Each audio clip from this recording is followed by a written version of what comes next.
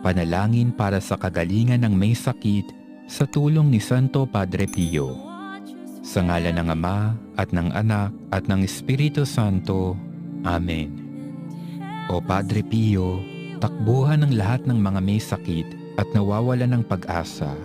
Batid mo ang nilalaman ng aming mga puso, nalalaman mo ang aming mga pangamba at mga inaasam.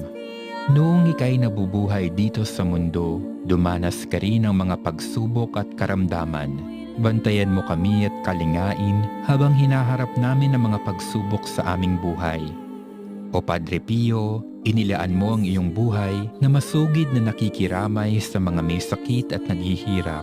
Puno ng kabutihan at pagmamalasakit, pinaglingkuran mo si Jesus sa pamamagitan nila. Kaya naman, O Padre Pio, tumatawag kami ngayon sa iyo. Tulungan